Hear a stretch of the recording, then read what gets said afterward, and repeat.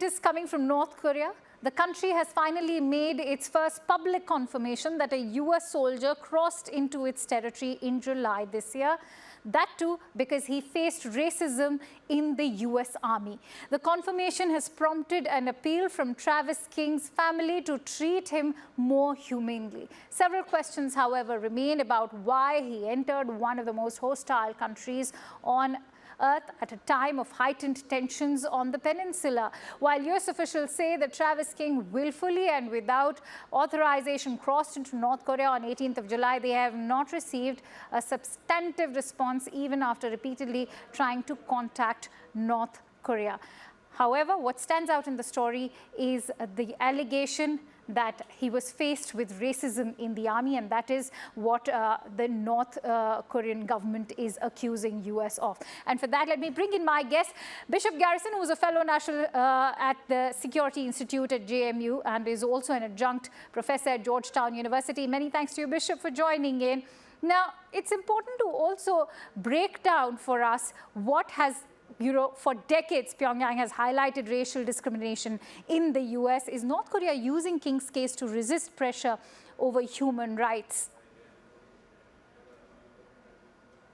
First of all, thank you for having me. I think North Korea is using this situation as any possible amount of leverage that it can against the United States and in furtherance of North Korea's interests. They want to see if there's some opportunity to leverage this young 23-year-old private for some type of possible financial support from the United States or some type of prisoner exchange. That's ultimately what this is about. I do not believe that we have honest brokers in North Korea that truly care about human rights and the suffrage of people of color or underrepresented communities here in the United States. I truly think that this is about North Korea's self-interest, and they see an opportunity to take advantage of the situation.